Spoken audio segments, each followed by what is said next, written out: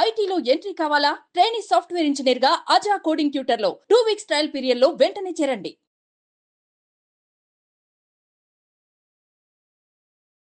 నమస్తే, welcome to Suman TV. నేను గిరిజ. ఇవాళ మనతో పాటు ప్రముఖ ఆధ్యాత్మికవేత్త, భారతీ శంకర పీఠ వ్యవస్థాపకులు బ్రహ్మశ్రీ తిరుపతి మూర్తి అవధాని గురువు గారు ఉన్నారు. వారితో మాట్లాడిద్దాం. గురువు గారు నమస్కారం. ఓం శ్రీ మహాగణాధిపతయే నమః. గురుగారు, సప్తమి తిథిని మామూలుగా అయితే మంచి రోజు అంటూ ఉంటారు కదా, మరి భాను సప్తమి రోజున మనకు అష్టైశ్వర్యాలు, మంచి ఆరోగ్యం కలగాలన్నా ఆ రోజున పూజా విధానం ఎలా చేస్తే మంచిది అంటారు గురువుగారు? తెలియజేస్తారా? భాను సప్తమి అంటే సప్తమి ఆదివారం కలిసి రావటం. అది సవిత్ర శ్రీ సూర్యనారాయణ స్వామి వారికి చాలా ప్రీతికరమైనటువంటి రోజు. ఆ రోజు ఏం చేస్తే మనం ఐశ్వర్యవంతులం అవుతాము అనేటువంటి దానికన్నా ఆరోగ్యవంతులం అవుతాము అనేటువంటిది చాలా ప్రధానంగా మనం తీసుకోవాలి. ఎందువల్లనంటే మనకు ఆరోగ్యం అనేటువంటిది ఉంటే ఎంతైనా మనం ఐశ్వర్యం సంపాదించుకుంటాం. అర్ధరాత్రి అపరాత్రి మనం తిరగలుగుతాం. మనకు ఆరోగ్యమే సరిగ్గా లేకపోతే వాళ్ళు ఉన్నాయి, వయసుతో సంబంధం లేదు, హార్ట్ స్ట్రోక్స్ వస్తున్నాయి. ప్రతి మనిషికి షుగరు, బీపీ అనేటువంటిది సర్వసాధారణమైపోయింది. ఈ బీపీ షుగరు ఏ కారణం చేతి వస్తున్నాయి అంటే కేవలము ఒక మనిషిని చూసి ఓర్చుకోలేకపోవటం. రక్తం ఉడికిపోతూ ఉంటుంది, ఓర్చుకోలేకపోవటం, ఏడుపు ఎక్కువ అవటం, కడుపు మంట, వాడు ఎదిగిపోతున్నాడు, బాగుపడిపోతున్నాడు, వాడు మనకన్నా మంచి పొజిషన్కి వెళ్ళిపోతున్నాడు అనేటువంటి ఏవైతే ఉంటాయో మన మనసులో, అవి మనల్ని కంట్రోల్ తప్పేలా చేస్తాయి. ఎప్పుడైతే అది కంట్రోల్ తప్పిందో ఈ షుగరు, బీపీ అనేటువంటివి మనకు వచ్చేస్తున్నాయి. అవి లేకపోతే షుగరు, బీపీ మన జోలికి రావు. అంటే మనల్ని మనం కంట్రోల్ చేసుకునే స్థితి. మంచి పొజిషన్కి వెళ్తున్నాడు, పోన్లే, దానికి మనం ఏదైనా చేతైంది చేద్దాం అంటే మనిషికి చెయ్యి ఇవ్వడానికి, కాలు పెట్టుకు లాగడానికి తేడా.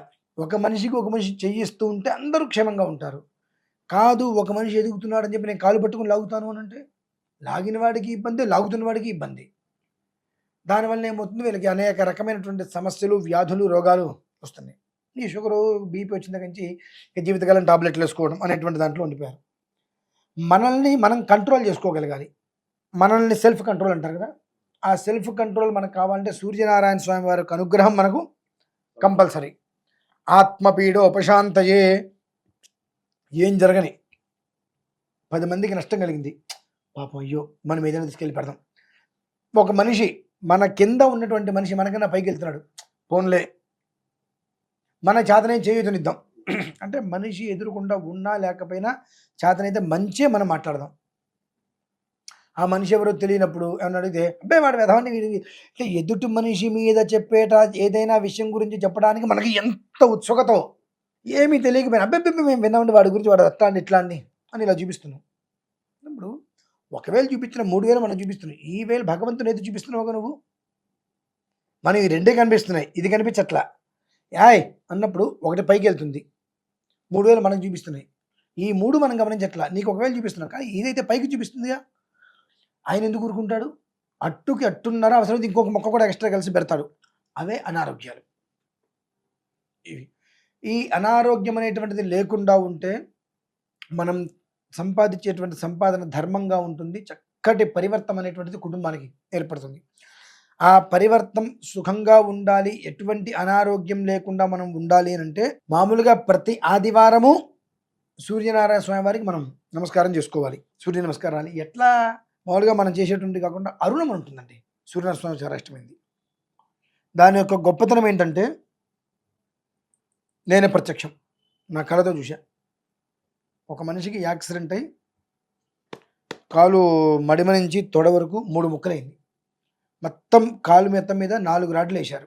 ఆయన మామూలుగా సూర్య నమస్కారాలు చేస్తూ ఉంటాడు. ఆయన యాక్సిడెంట్ అయింది. డాక్టర్స్ ఏమన్నారంటే ఇక నీ జీవితంలో నువ్వు నమస్కారాలు చేయలేవు, ఒంటికాల మీద అన్నారు. ఓకే, మంచిది, శుభం. గురుని ఇతి 2 అక్షరే, సూర్య ఇతి 3, ఆదిత్య ఇతి 3 అని 8 అక్షరాలు సౌరాష్ట్రాక్షరి. ఆయన కూర్చొని మొదలుపెట్టాడండి. ఇంకా పేనటం అంటే జపం చేయడం మొదలుపెట్టాడు. 8 లక్షలు జపం చేశాడు 6 నెలల్లో. ఆయన పనులు ఆయన చేసుకుంటూ, కుటుంబాన్ని పోషించుకోవడానికి మార్గాలు అన్నీ చేసుకుంటూ తదేకంగా కూర్చొని జపం చేశాడు. 8 అంటే అక్షర లక్ష. ఏతద్వైసా విత్రస్యాష్టాక్షరం 8 అక్షరాలు 6 నెలల్లో 8 లక్షల జపం అన్నీ ఆయన పని చేసుకుంటూ చేశాడు. 6 నెలల తర్వాత మళ్ళీ 7 నెలల తర్వాత మళ్ళీ ఆపరేషన్ చేశారు. ఈ రాడ్లేవో తీసేశారు. ఆ తర్వాత అదే కాలు మీద నిలబడి ఆయన సూర్య నమస్కారం చేశాడండి. అంటే అపమృత్యు భయం నాస్తి, అకాల మృత్యు భయం నీకు ఉండదు.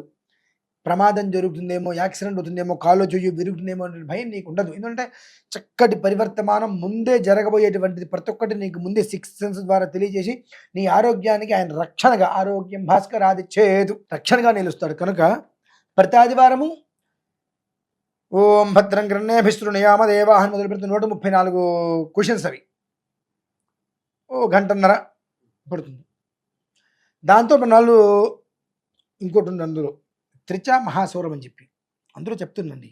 అంటే ఉద్యన్నద్యమిత్రమ ఆరోహన్నుత్తరాందివం హృద్రోగం మమ సూర్య హరిమానం చ నాశయ. హృద్రోగం ఎంతమందికి హృద్రోగాలు నయం చేసిందో ప్రత్యక్షం. ఒక 2 సంవత్సరాలు వెనక్కి వెళ్ళి మన వీడియో ఒకటి చూడమనండి. అంటే జనాలకు అర్థం అవ్వటం కోసం చెప్తున్నా. వీడియోకి వెనక్కి వెళ్ళి చూస్తే మనకు ఒమిక్రాన్ అనేటువంటిది వచ్చింది. మొత్తం నానా భ్రష్టత్వం చెందుతుంది. మళ్ళీ లాక్డౌన్ అన్నారు. అరుణపారాయణ చేస్తున్నాను మాఘమాసం, అది కూడా ఇదే నెల డిసెంబర్. అట్లా డిసెంబర్ కదండి, ఫిబ్రవరి మాఘమాసం 13 రోజులు అథవా 15 రోజులు. 15 రోజులలో నేను సూర్య నమస్కారాలు అరుణపారాయణ చేస్తున్నాను, ఒమిక్రాన్ అనే మాట లేకుండా చేస్తానని చెప్పి శపథం చేశాం. కూర్చొని పారాయణ చేయడం మొదలుపెట్టాం. మరి 15 రోజుల తర్వాత అప్పటి వరకు నానా భయంకరంగా వచ్చింది. 15 రోజుల పేరే మర్చిపోయాం మనం. అరుణం అంతగా కాపాడుతుందండి. సరే వీడియో చూస్తే అర్థమవుతుంది ఒమిక్రాన్ గురించి అని చెప్పి. అంటే ఆ అరుణంలో ఎంత గొప్పతనం ఉందనేటువంటిది. 2 పునర్మామైత్వింద్రియం పునరాయు పునర్భగ పునర్బ్రాహ్మణమైతుమా పునర్ద్రవిణమైతుమా యన్మేద్యరేత పృథివీమస్కాను యదోషధేరప్యసరద్యదాపః ఇదం తత్ పునరాదధే దీర్ఘాయుత్వాయ వర్చసే యన్మేరేత ప్రసిచ్యతే యన్మ ఆజాజతే పునః తే నమామృతం కురు తేన సుప్రజసం కురు. ఇది మంత్రం.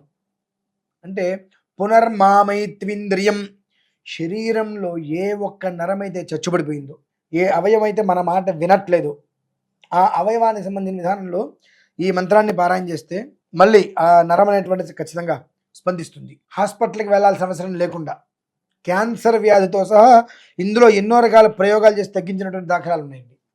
గురుగారు, అరుణ పారాయణంకి నిజంగా అంత శక్తి ఉంటుందంటారా? అంత గొప్పది అరుణం. ప్రతి ఆదివారం చేయవలసింది. చేసినటువంటి వ్యక్తికి ఖచ్చితంగా నాకు తలనొప్పి వచ్చింది, కడుపులో నొప్పి వచ్చింది అనేటువంటిది ఉండదండి. గురుగారు, మరి అరుణ పారాయణం ఎన్నిసార్లు చదవాలి, ఏ సమయంలో చదివితే మంచిది అంటారు గురుగారు? ఒక్కసారి చేయడమే గొప్పండి. వినడం చాలు, అందరూ చేయలేరు, విన్నా చాలు. అటువంటిది భాను సప్తమి రోజు నాడు ప్రత్యేకంగా ఎప్పుడు వచ్చినా సరే, ఆదివారం సప్తమి కలిసి వచ్చిందా, ఇది సూర్యనారాయణ స్వామి వారు మన యందు అనుగ్రహంతో మన ఒక్క శరీరంలో ఉండేటువంటి సర్వనాడులు చక్కగా వ్యాప్తి చెంది తన ఒక్క పని తను చేసుకుంటూ షట్చక్రాలు కూడా చక్కటి స్థితిలో అవి తిరుగుతూ మనిషికి చక్కటి పరివర్తమానం, ఆరోగ్యాన్ని అందించాలని ఒక ఉద్దేశంతో సూర్యనారాయణ స్వామి వారే మనకు ఇచ్చినటువంటి వరప్రసాదంగా భావించుకొని అరుణపారాయణని చేయించుకొని ఆ తీర్థాన్ని తీసుకోవడం ఇందులో గొప్ప విషయం ఉందండి. ఇప్పుడు మన వాళ్ళు ఎవరు చేయట్లేదు, కానీ అరుణంలో ఒక మహామంత్రం ఉంది, అపక్రామద గర్భిణ్య అని. అది బయటికి చెప్పకూడదు ఆ మంత్రం. మనం ఒక 10 మందిని కూర్చోబెట్టి మొదలుపెట్టి చెప్తే ఓం అపక్రామద గర్భిణ్య అని ఆపేస్తారు. అందరూ మనస్సులో చదువుకుంటారు, బయటికి వినిపించకుండా. ఎందువల్లనంటే ఇది సైన్స్ ఓ బ్రహ్మాండం ఉంటారు కదా, వాళ్ళకు నేను సవాల్ చేయగలుగుతా ఈ మంత్రంతో. గర్భవతి అయినటువంటి స్త్రీలు ఆ మంత్రం వినకూడదు. ఒకవేళ 5 నెలలు 4 నెలలు 3 నెలలు గర్భస్రావం అయిపోతుంది వెంటనే. అదో 10వ నెల 9వ నెల ఇక ఆపరేషన్ చేయాలి, థియేటర్లోకి తీసుకెళ్ళారు. ఆ టైంలో ఆ మంత్రం కనుక వింటే సుఖప్రసవం అయిపోతుంది. గర్భస్రావం అంటే ప్రసవం అయిపోతుంది ఆ మంత్రం వింటే. అది ఏ పరిధిలో ఉన్నా సరే. అదే 9 నెలలు అయిపోయింది హాస్పిటల్లో, ఇక ఆపరేషన్ ఇది అన్నారు. ఆ సమయంలో ఒక నిమిషమే ఉంటుంది మంత్రం. అది కనుక ఆమె వినగలిగితే సుఖప్రసవం అవుతుంది. ఆ మంత్రం అయ్యేలోపు ప్రసవం అవుతుందండి. అంత గొప్ప మంత్రం అది. ఒకళ్ళు కాదు, మా వాళ్ళందరూ కూడా పారాయణ చేసేటప్పుడు అక్కడి వరకు రాగానే ఆపేస్తారు. ఇది మీకు నిజమా కాదా తెలుసుకోవాలనుకుంటే రేపు మాఘమాసం రాబోతుంది. కార్తీక మార్గశిర పుష్య మాఘం విజయవాడ తెలుసుకోవడం కోసం చెప్తున్నా.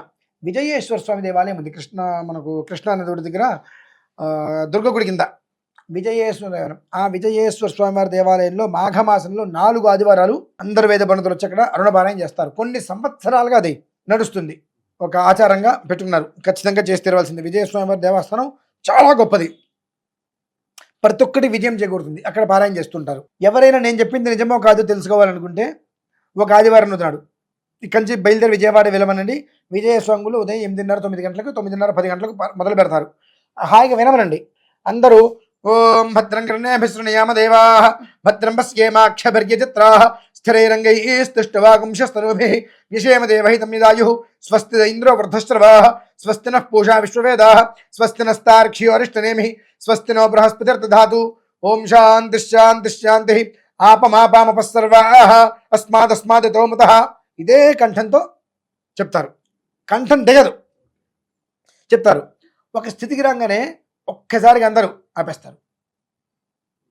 అందరూ మనస్సులో చెప్పేసి మళ్ళీ ఒక నిమిషంన్నర తర్వాత అది పూర్తయిన తర్వాత మళ్ళీ పైకి చెప్తారు.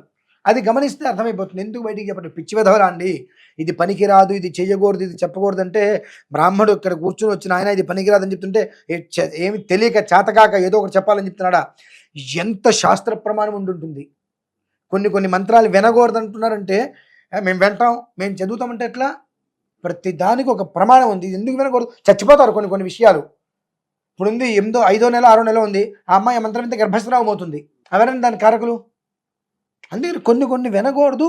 వేదం అనేటువంటిది అందరూ ఉచ్చరించేటువంటిది కాదు. కొంతమంది ఎందుకంటారంటే కొన్ని కారణాలు ఉన్నాయి. కాబట్టి ఆదివారం వస్తే సూర్యనారాయణ స్వామి వారికి సూర్య నమస్కారాలు లేదా అరుణ పారాయణ. భానుసప్తం వస్తుంది కాబట్టి ప్రతి ఇంట్లో ఎవరైనా సూర్య నమస్కారాలు చేసే పంతులు గారు పిలిపించుకొని ఆ నమస్కారాలు చేయించుకోమనండి. లేని పక్షం నేను ఆ ఒక్క అరుణాన్ని మొత్తం పారాయణ చేయించి రికార్డులు ఇస్తా. ప్రతి ఇంట్లో ప్రతి ఆదివారం ఒక్కసారి వినమనండి. 1 గంటన్నర విని మొత్తం పూర్తయిపోయిన తర్వాత దోషుడితో నీళ్ళు పెట్టుకొని మిత్ర రవి సూర్య భాను ఖగ పూష హిరణ్య గర్భమరీత్యాదిత్య సవిత్రార్క భాస్కరేభ్యో నమః. సంజ్ఞా పద్మినీ ఛాయా ఉషా సమేత హరిహర బ్రహ్మాత్మక సవిత్ర శ్రీ సూర్యనారాయణ పరబ్రహ్మణే నమో నమః. ఇదం అర్ఘ్యం సమర్పయామి. మిత్రాజ నమః, రవయే నమః అనుకుంటూ 12 సార్లు వాళ్ళ నమస్కారం చేసుకోమనండి. ప్రతి ఆదివారం అరుణం వెంటం. భానుసప్తమి ఎప్పుడు ఒక్కోసారి వస్తూ ఉంటుంది. అలా వచ్చినప్పుడల్లా అంటే ప్రతి ఆదివారం అరుణ సూర్య నమస్కారాలు చేయించుకోగలిగితే అంతటి అదృష్టం లేదు. కానీ మనం అంతంత సినిమాలకి షికార్లకి పెట్టేటువంటి ఖర్చు భగవంతుడికి మనం పెట్టం కాబట్టి మనకు చేయి రాదు. కాబట్టి ఆదివారం విని ప్రతి నెలలో మనకు సంక్రమణం వస్తుందండి. 13 14 తారీఖుల్లో జీవితం బాగుండాలంటే ఒక 5,000 10,000 మంది కాదనుకోండి. ఆ సంక్రమణం రోజు నాడైనా నెలకు ఒక్కసారి 4 ఆదివారాలు వినండి. సంక్రమణం రోజు నాడు ఖచ్చితంగా సూర్య నమస్కారాలు చేయించుకోమనండి. ఇంట్లోకి అనారోగ్యం అనేటువంటిది అడుగు పెడతా అడగండి ప్రతి మనిషికి. ఇప్పుడు మనకి ఎట్లాగో భానుసప్తం వస్తుంది. ఈ భానుసప్తమిని భగవంతుడు ఇచ్చినటువంటి వరం, ప్రకృతి ఇచ్చినటువంటి యోగం భావించి సూర్య నమస్కారాలు చేయించుకోగలిగితే మాత్రం ప్రతి ఒక్క మనిషి జీవితంలో ఉన్నటువంటి ఎన్నో రకాల రుగ్మతలను కూడా బయటికి వెళ్ళిపోతాయండి. గురుగారు, భానుసప్తమి రోజు ఏ విధంగా అరుణ పారాయణం చేయాలి అనే విషయాన్ని చాలా క్లుప్తంగా వివరించారు గురుగారు. చాలా చక్కటి విశ్లేషణని అందించినందుకు ధన్యవాదాలు.